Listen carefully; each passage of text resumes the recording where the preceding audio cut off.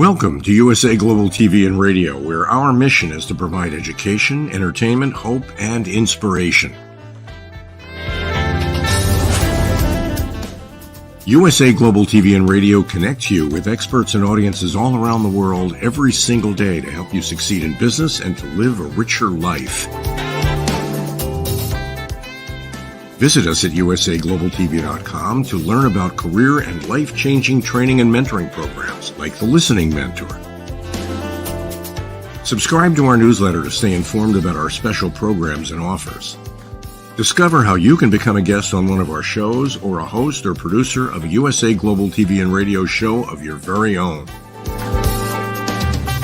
That's USA Global TV and Radio, where the doctor is always in.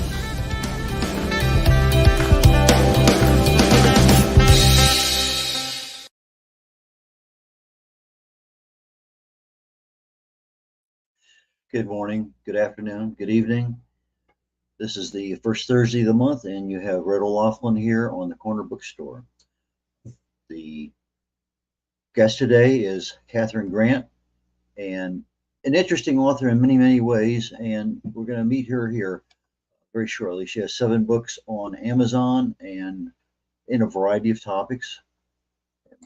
The one that I'm looking at right now is Sunsets and Thunderstorms.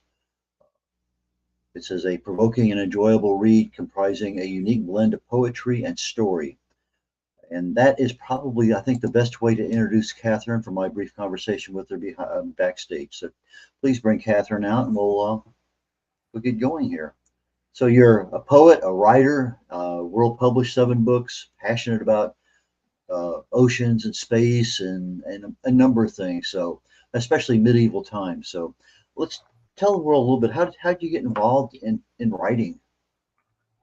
I've always written ever since I was a very small child.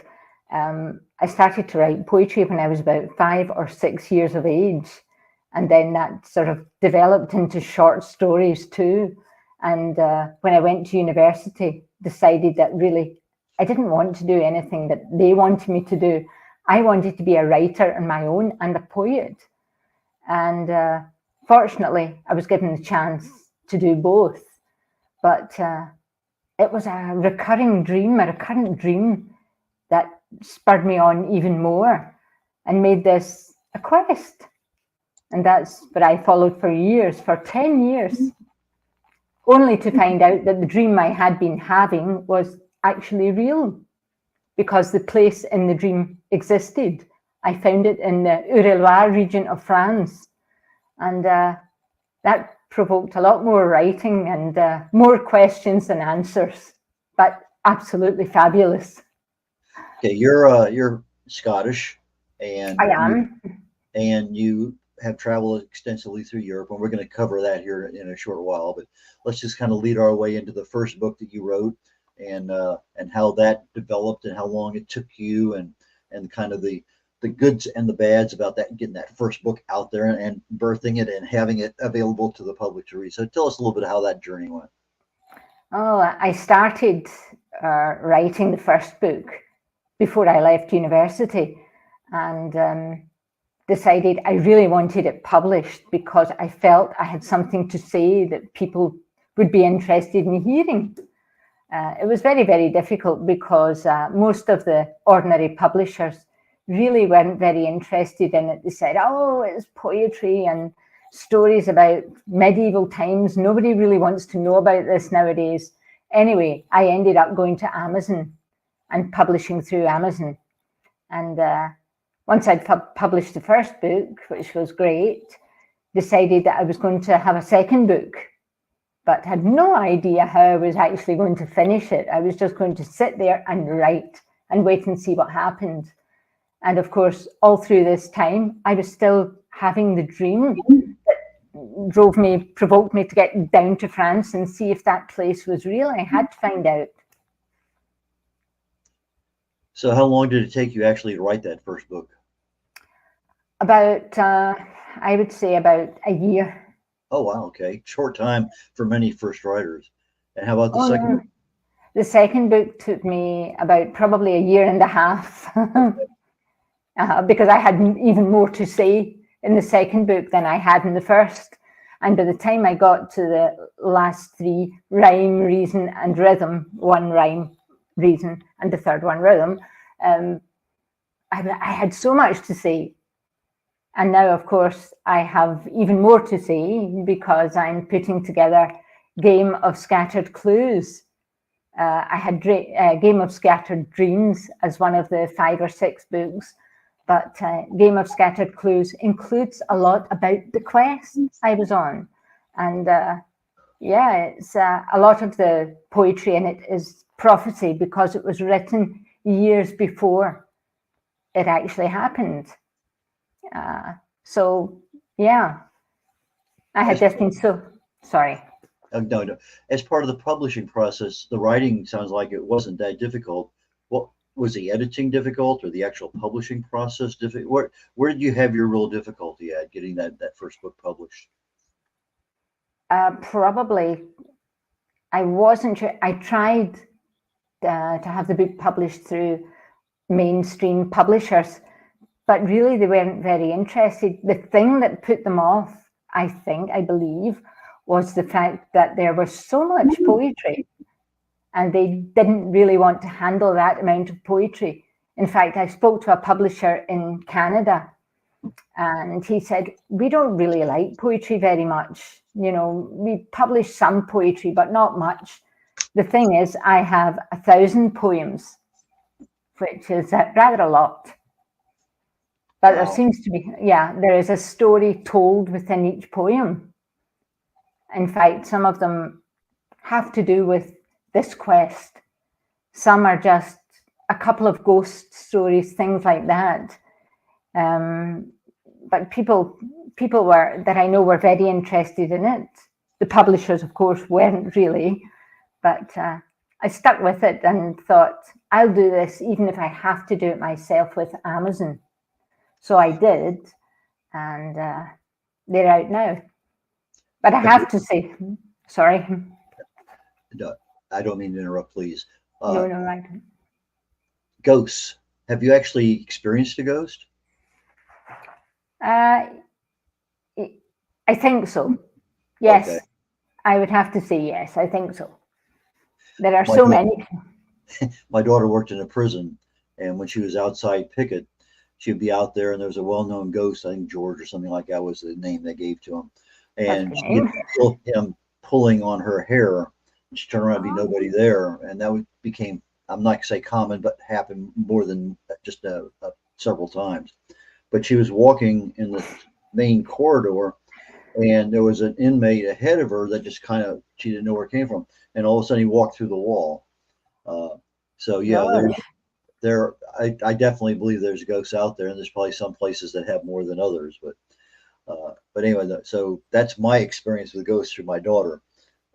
But anyway, poetry, is that something that's in your family? No. Oh wow. No, there is only me. I do have a poem here that's about a ghost. If you'd like me to read it, if not, go for it. Yes, please go for it. Okay, I shall just put my specs on now. Okay. Okay, and I shall read it to you.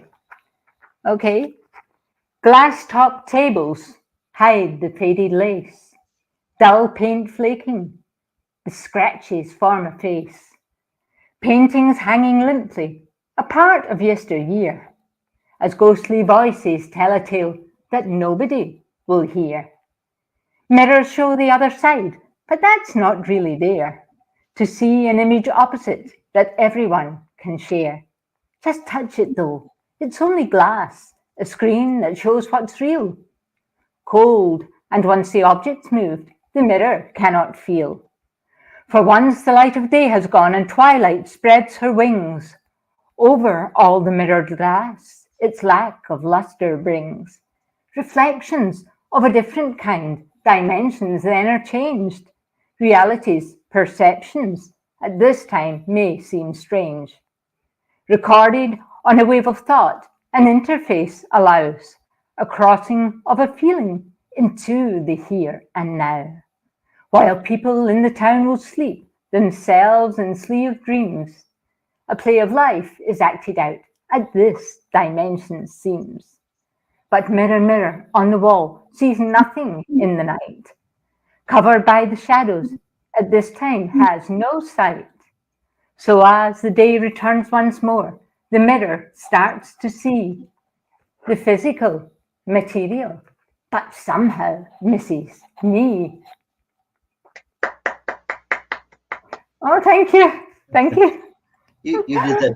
You did that so passionately and so clearly. It's just, do you have those like on a YouTube channel where you're reading all your poetry? I have on YouTube, I have a couple of excerpts of short films I was making. They're on YouTube, and I'm talking, but not reciting poetry. No, but what you just did, I think, would be a great thing to have. 'Cause there are a number of short videos out there. That was probably less than a minute, but that Yeah. I think would be a good way to market some of your stuff. I mean, just thinking out loud. Okay, yeah, I would like to do that. Yes. Let's jump into your quest. You mentioned earlier that you have this thing that you're doing that goes back, what, 3,000 years or something like? No, not that far back. I do not think so. I do not think so. I do not look that. Surely I don't look that old, Red. Maybe I do. But you, anyway, we agreed that we're going to do the last part of the show because you are interested in doing some documentaries and some other stuff. So why don't you kind of lead us on, how did you decide that that's something you want to do, and then what got started in actually making you do it? It was originally, it came from a dream that I had, obviously, since I was very small, a recurrent dream. And I didn't know the place in the dream was real, but I was in a friend's house one night and I lifted a book from the bookshelf, and it was a book by the writer Louis Charpentier about Chartres Cathedral. And I looked at it and I thought, this is strange, but decided to have a look. Inside there were lots of black and white photographs. 4 of the photographs were of the place in the dream that I'd been having. So I started to think, wait a minute, it's not just a recurrent dream, it's real, there's something going on here. So I flew out to France and hired a car in Paris and drove from there to Chartres first of all, looked at the cathedral, which is a wonderful, wonderful place, and decided I have to find this place that's with this cottage, this building. I had to find out where it was, found out that it was 5 miles from Chartres Cathedral, drove out there and looked at it. It was identical to the dream, but a woman came out of the gate of the place and she said, "Vous avez déjà vu?" And I looked at her and I said, "No, I don't have déjà vu at all. No, I'm writing a story," I said. But she said, "You're not, you've come back." Anyway, this is, I suppose, the other side of a ghost story. This is before it becomes a ghost sort of thing. She was a really nice lady, handed me a bundle of papers and an old book, and she said, "Please take this home, study it, and let me know when you're finished." So of course I did. I thought not a lot more about it, but was very, very excited because I'd found this place in the dream, which made me feel quite clever, even though there was nothing clever about it. But yeah, that's what started it all off, the idea for the documentaries and all sorts of things. They started way back then. That was 20 years ago. Do you speak French? Pardon? Yes, I do. Okay. Not fluently, but very good conversationally, because I'm a chatterbox. The papers that she gave you were all in French? Yes, they were. Were they old yes. French? Okay. Yes, they were. The papers she gave me were about 700 years old. Yeah, going back to about the year 1150, 1155. So that's probably about the time the church was being built. The church had been built, well, yeah, about 1125, 1130 that the church was built, the cathedral, absolutely wonderful place. And it was built on an old site a really old site going back thousands of years, which is something else. But that's another story. So you got to the church in France, Chartres, Yeah. right? Yeah, Chartres. And then you have now a packet of information, and the lady said, please take this and do something with it. What did you do? Yeah. I went back home after, well, spent another week in France before going home, and went home and started to read everything she gave me. I actually phoned her. She gave me her phone number in France in the house, which turned out to be an old Knights Templar commandery, which made it more interesting. So I had to sort of read all this and think, oh yeah, I want to do something with it. So I wrote another book, first of all. That was book 3. And came back out to France, went back out to France again, saw the woman and her husband, of course, and met them both again. And we talked about it. She was very keen for me to do rather a lot of work about this place. So I said yes, and we talked about it. And I kind of thought, yeah, probably a couple of poems and maybe a short story in this book about it. But the whole book came out. There was about 200 or 300 pages came out. So yeah, but it led me to other places in France. Not just, it started in Chartres, but that's not where it ended. It ended on the French-Spanish border, just across the border, in fact, in Spanish Catalonia. So there's, yeah. Mm-hmm. My wife and I walked the Camino de Santiago. Oh, Santiago de Compostela. Yes, about 7 years ago. So we're not familiar with all of that area, but we are familiar with some of it. Oh, it's a wonderful place. Oh, it is very much. Absolutely, yeah. So you're done in Catalonia, and then what? You just decided you were going to write a book based on everything you'd read and where you'd visited, and because sometimes those things come together and sometimes they don't. Sometimes they become 3 books. This came together and became 7 books. So I was very, very keen to write them, to finish them. I had to say so much. I felt the world has to hear what I have to say, but that's What was the most interesting thing you found in the 700-year-old stack of paper?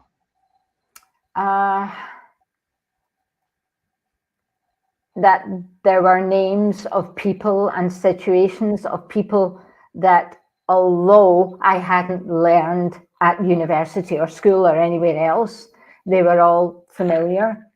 It was as though I was hearing something that I knew already. I already knew this, but that's really it. That's what I learned that was very interesting. And I also learned that perhaps the Knights Templar did a lot more than we're led to believe. They weren't just sort of bankers and warriors and things like that. They had a very sort of spiritual, not religious, but spiritual aspect to them as well, which I didn't know until that moment, because I had no idea who the Templars were anyway. So now you have this, the book, and now you have a new project. Is that a fair way of saying it?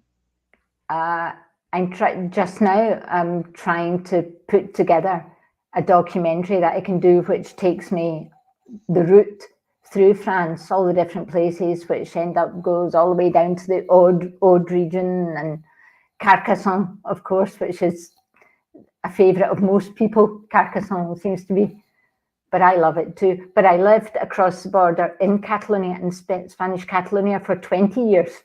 Oh, did you? Yes, about 60 miles from Barcelona. That's north of Barcelona. The one part, there's a small country in the middle between Spanish, Andorra. Andorra.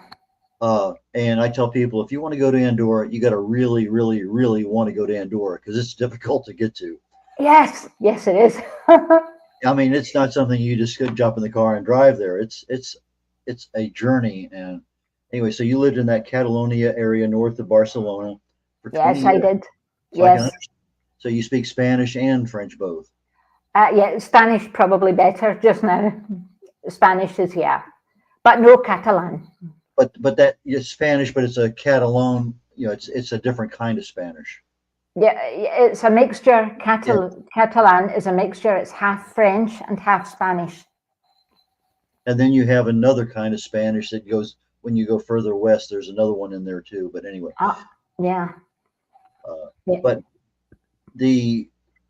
everything you're doing is France to Spain. Is It there is. any part of Europe that's involved in this? Not really, because the other part of all this is France and Spain have a lot of statues, dark wood, female statues. They call them les Vierges Noires, Black Virgin statues. So I became interested in that too, and the sites where these statues are. Absolutely wonderful sites. So I thought, yeah, but Andorra is not one of them. So I wouldn't have been going to Andorra for that. No, But, there's not much in Andorra except a lot of shops that sell booze and other things. That yes, the tourist stop, I guess, because of the tax benefits or something. But we'd see the buses coming in left and right. They're all stacked up, and people are came out big bags of things, and boom, gone. They're only there 3 or 4 hours and gone. Yeah, that My wife wanted to visit the smallest countries in Europe, and I think we made 7 of them. And so that was one of our tasks. Well, let's just go. Okay, Andorra's on the list, so we went. Yeah. That's the only one, that really and truly was difficult to get to. The other ones weren't bad at all. Yeah, Andorra is a bit like that. But by this time I was looking at the dark wood statues in France and in Spain, and there's so much attributed to them. Some people that they've been found in places like wooden tree stumps and things like that, and the old legends circulate around them that they're used for healing and all sorts of things. And I suppose a lot of them are, because it seems that there's a lot of evidence to show that that is the case. But this all became part of it too, the whole thing. Expectations make a major part of our overall being, our health, everything. We expect it to happen, and good happens. You expect to be healed, and it's interesting how there's so many stories about how that expectation actually made miracles, literally, in our, because our brains just assume that that's going to happen. So I don't think it's outside the realm that you have, a statue over there that for decades or hundreds or centuries that has been known as a healing statue, and people are there. And so somebody says, well, I can't get anywhere else. I'm going to believe that's going to work. And it does. So not for everyone, but for enough people to keep that legend going on. So is your documentary going to be on the legends, or is it going to be on the history, on the, how are you structuring this documentary? The documentary, it's going to be, a lot of it's going to be factual, and some of it's going to be prophecy, because things happened centuries ago that actually nobody thought much about, but they really didn't happen until centuries later. So it's quite interesting. I went to Montserrat, because I don't know whether you've been to Montserrat. I have seen it, but I didn't actually go up there. That was one of the things that I was really disappointed. So I'll get to it on the way back. And he didn't allow enough time, but that was such a marvelous looking place from looking down, looking up at it. I just, honestly, that's still on my bucket list. Yes, it's a wonderful place. But what you were saying about your daughter seeing a ghost, Montserrat, not so much a ghost, but I remember going in it was my husband at the time. He and I went into Montserrat, a huge queue of people waiting to touch the statue. And I said, I wonder what this is like. So I said, look, I'm going into the queue. I want to go up there and see just what's happening. It was bucketing rain outside. There was thunder, there was lightning, there was everything. Went up to the statue. There was an Italian man in front of me. He touched the hand of the statue. And I thought, I wonder why he's doing that. And then I thought, I'll do that too. Put my hand forward to touch it. My hand touched the hand of the statue. And there was a sudden, thunder like you wouldn't believe, and a bolt of lightning. And the queue of people behind me, they saw this, my hand was on the statue, and they all turned around and they're all sort of pointing and things.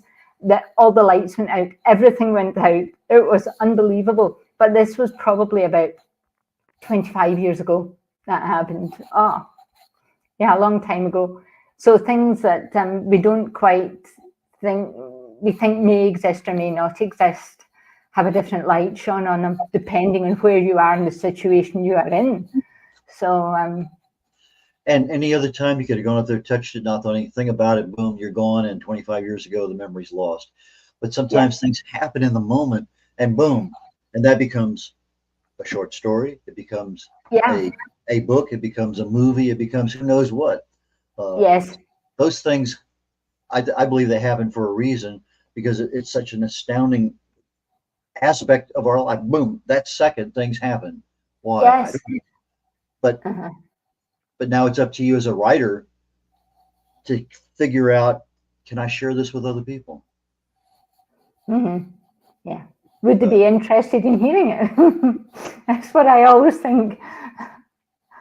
Yeah, that's a very good way of looking at it, because we have an audience, and some audiences don't like poetry. Some audiences don't like horror. Some audiences don't like there's so many different genres out there.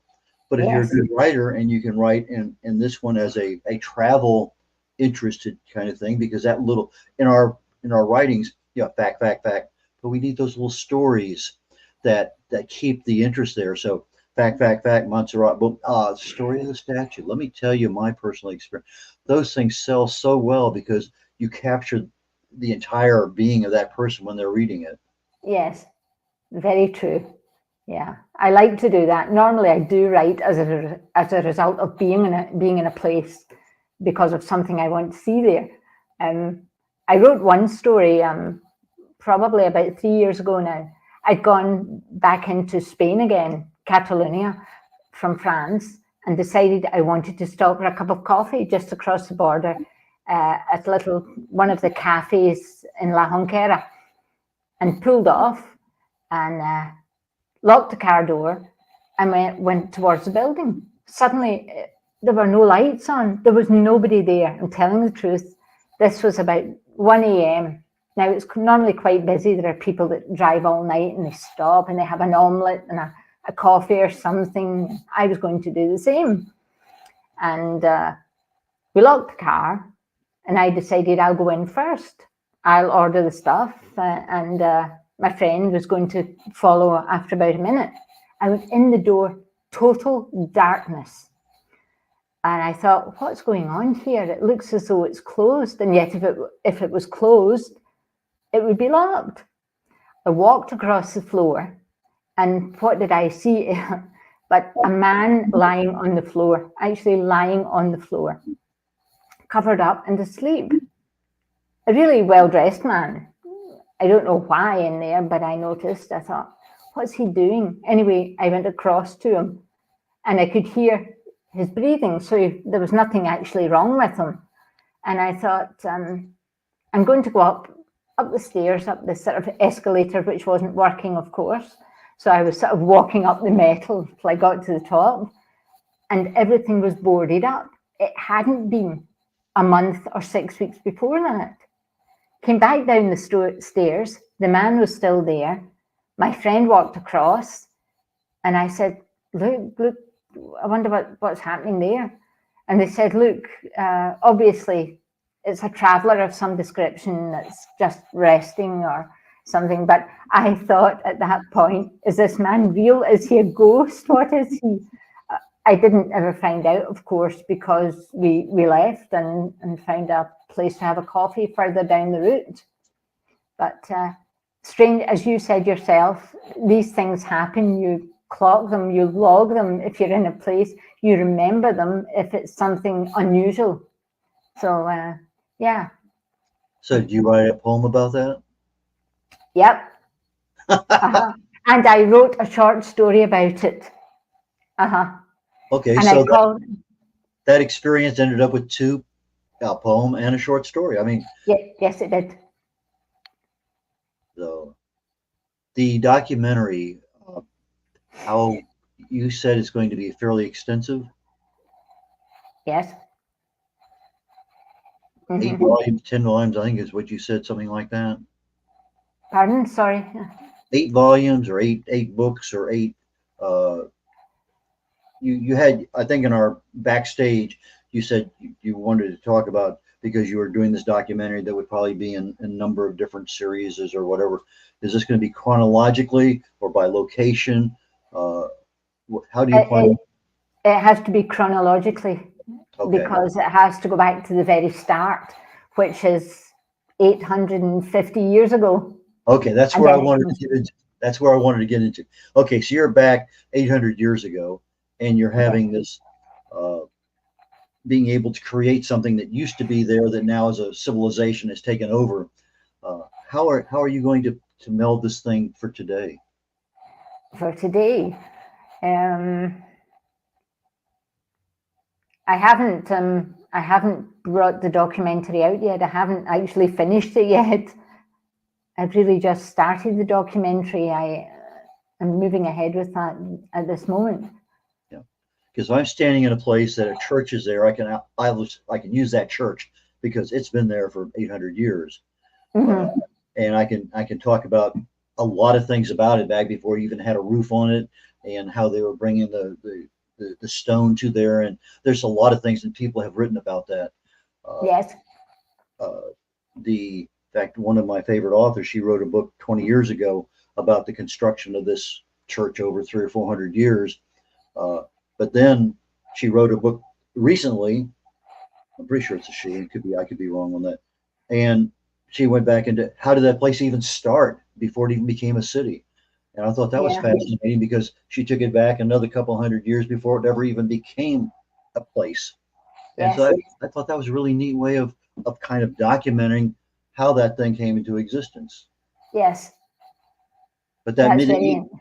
but the medieval time was such a, whether you're medieval in Italy or France or Spain or England, Scotland, uh, the Norse, the so many different cultures back then, vying for being on top. So, what's your experience with them? Just understanding the medieval life back then, in order to help you write this book, this documentary. Oh, I went back to the days of Eleanor of Aquitaine to be able to read about the times then. Was very interesting, and it did help when I started to write about this.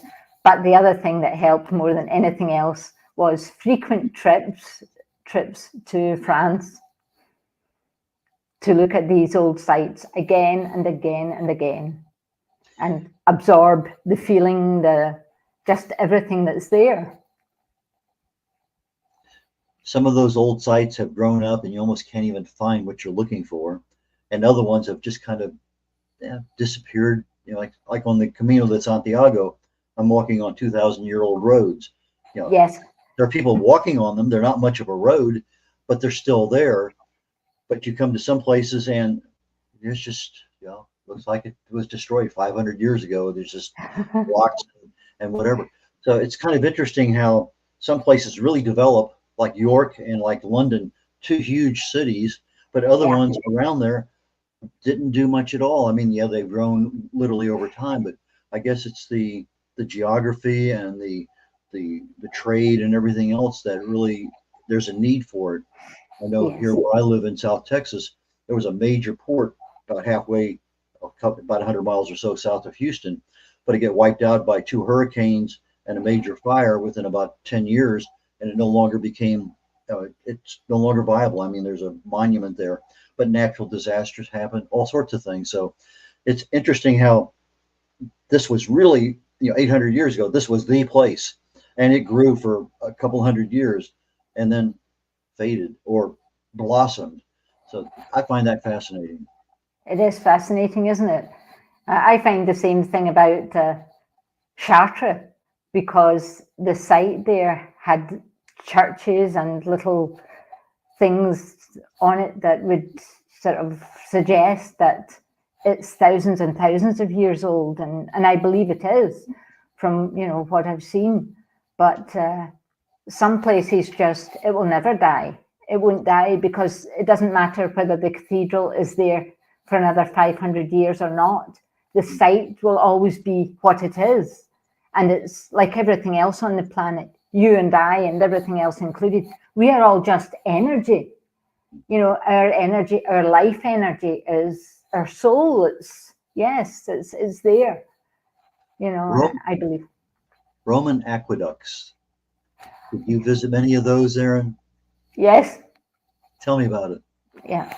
Oh gosh, that would be, oh, I'm trying to bring to mind now the last one I saw. Amazing works of art. I mean, just... Yes. The Roman aqueducts, yes. There's one in France coming up just past Clermont-Ferrand, but going towards the Spanish end of, you know, there is one I saw there. It's absolutely amazing looking, you know, just, and it's been there for so many years. But when you think about it, that's our history, all of us. Yeah, we are responsible for that. And that's a good thing, of course. Oh, there are many things. You got pyramids in one part of the world, you got churches, you got all sorts of things. So, but that pyramid is something we just don't see as a normal course of event. But I was very impressed with them.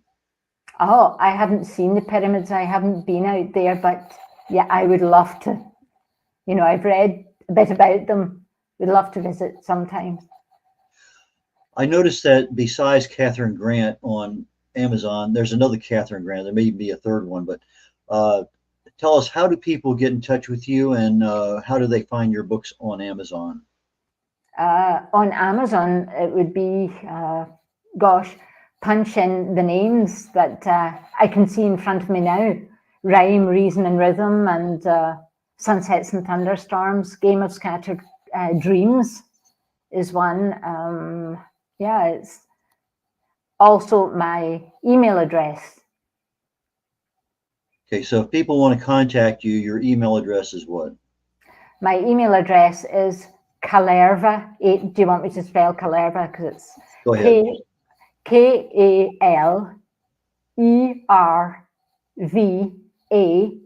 Kalerva 8, number 8, at outlook.com. Okay, so that's your preferred way of contact. Now I have another email address, cgwriter 8 at outlook.com. No, it's not. Gosh, I haven't used it in so long. Well, can I leave that one just now? We'll leave it at Kalerva.8, KALERVA, the number 8 at outlook.com. Yeah. And people can reach you there for book signings, for speaking, anything, for books. And your website will be up about what time, you think? Oh gosh, as soon as I do the next little bit, I probably give it a month. So probably in the middle of January. Okay, fantastic. If that's okay. Well, thank you so very, very much, Catherine. I really enjoyed our time here this morning, and love talking with you about France and Spain and that area. I love that too. Thank you, Red. It's been a real pleasure talking to you too. Thank you so much. Take care, and we will catch you later on. Bye now. I'm red.olaughlin here on the Corner Bookstore. Very shortly, looks like about 2 hours, I'll be on the Wise Ones show. I believe today's guest is a web designer. Actually, I've used him, Vivek Pandey. And then at an hour after that on Talking Heads, we're going to be talking about how do you attain that optimal health in 2024. So with that, we're getting ready to wrap up our show today. All of the USA Global TV and Radio Network shows are on YouTube, archived. Please join us there. And in the meantime, I bid you adieu, and we'll catch you next month.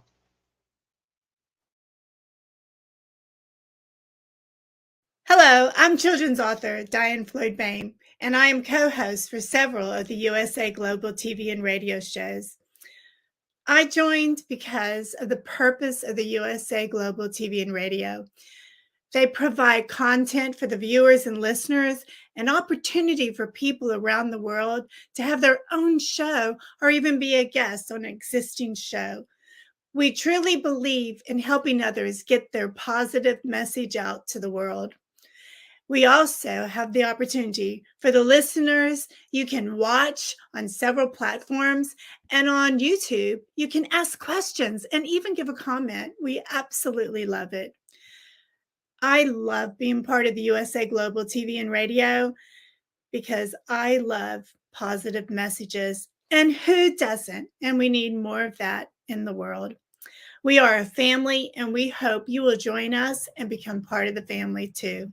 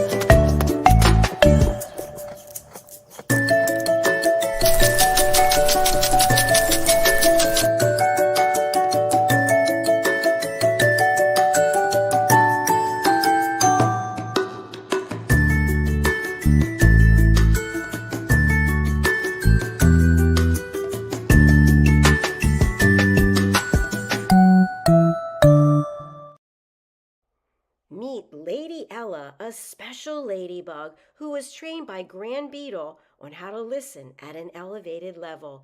After earning her gold wings, Mother Earth and Father Universe asked her to travel across the solar system, teaching life lessons to creatures to respect one another and to listen.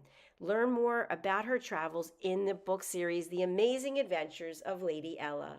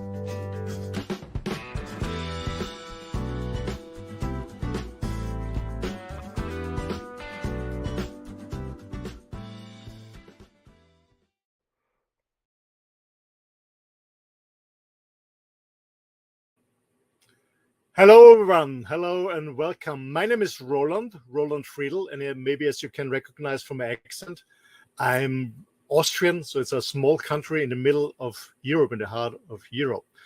And yeah, I'm 59 years old. I'm a father and a grandfather. And from my business background, after my very short but very successful corporate career, I was the youngest member of board of director in a huge business, in a huge company. I started my own businesses in different areas, in different industries, and I got a lot of experience, what is working, what is not working. And about 2.5 decades ago, I started a training, coaching, consulting company, Spartan Performance Systems, where I did and still do train and consult international huge businesses worldwide like Xerox and other big players in the world. So we do a lot of sales trainings and management trainings with my team in different languages. That's my main background in business. Besides that, I'm very engaged in men's work and also in the environment. That's my background, make it short. So to be honest, I'm very curious about what's going on in the world. I love to learn. I love to travel. So my huge passion is traveling. Right now, as you can see the background, I'm sitting in my motorhome. So after 14 years living on a beautiful island, I decided to move into my motorhome and travel to Europe and live and work from my motorhome. So, and I got engaged to USA Global TV and Radio actually a year and around 9-10 months ago. A very good friend of mine, he contacted me and asked me if he can invite me for an interview on USA Global TV and Radio. I guess the show was called The Journey of My Life. And to be honest, in the beginning I said no, because I had very bad experience on interviews in my business careers. I did it twice for a TV channel in Austria. And then they cut it and edited it, and at the end, my comment was totally different than to the reality I said. So I said in the beginning, no, but I trusted this guy, so they said, okay, let's do it. He told me I don't have to fly to the US, I can do it from my home. That was, at the time, this was his island in Mallorca. So, and it was an amazing, and a beautiful conversation. And then Dr. Jacalyn contacted me and asked me if I'm interested in becoming a co-moderator of a show. And so we started the Mallorca Connection, which is a weekly show on Monday, the Mallorca Connection. I got more and more involved. I became an elevated listener because I strongly believe it's important to listen first before you talk. And I had the chance to host and moderate and design my own shows like the Earth Show in the past, the Men shows. I became a talking head, an expert on business topics. So I hosted, moderated, I guess about more than 100, maybe 200, I have no idea, shows on USA Global TV and Radio, and I still do. And finally, we started the It's Your Healthy Lifestyle, a very good show, and we bring a new one on about the planet Earth. Yeah, that's a little bit what I'm doing here on USA Global TV and Radio. So why I'm doing this? First of all, I really love new medias. I love the platform. I love the work that this Dr. Jacalyn is doing to educate people. It's all about sharing, caring, and connecting and networking. And the benefit I got out of this in my personal experience, I learned a lot about myself, to be honest. I learned a lot about my strengths in moderating, in hosting, in talking live in front of a video camera. I learned a lot of myself, where my strengths, where my weak points that I have to improve.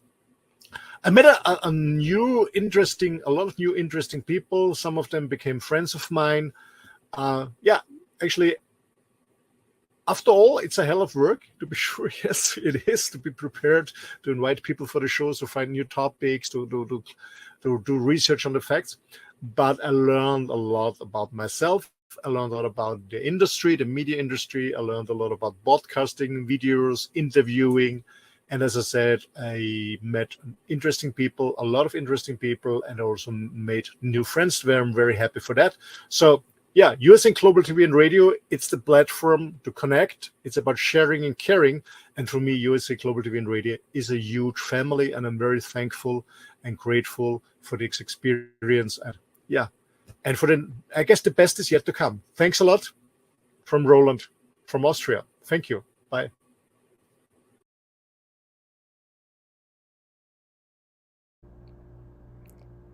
This program has been brought to you in part by Zane Carson Carruth, etiquette and protocol expert, international award-winning author, television show host, and philanthropist. Thank you to Zane, our official diamond sponsor for USA Global TV and Radio in partnership with E360 TV. Zane is the author of the world's first tooth fairy ever, as well as many other children's books. She's also the television host of Elegance, Polished Demeanor, and Posh Living, seen on USA Global TV and Radio.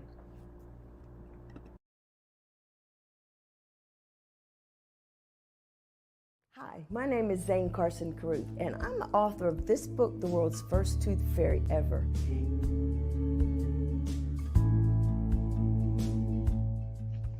Reading is magic.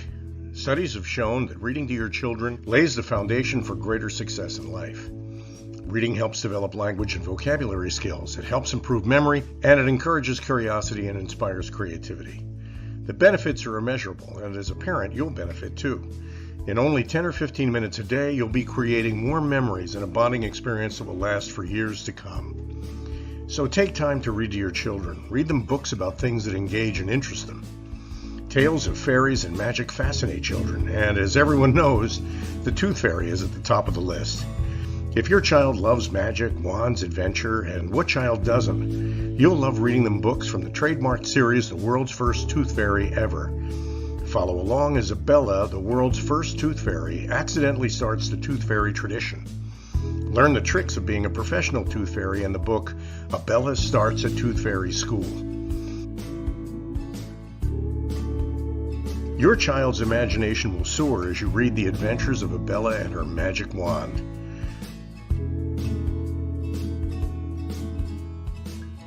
These wonderful books are available at worldsfirsttoothfairy.com and at Amazon, Barnes & Noble, and Walmart.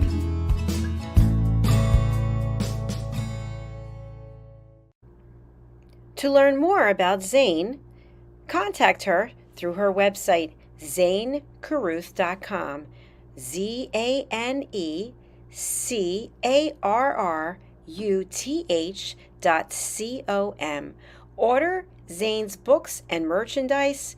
Contact her about being a keynote speaker at your next event.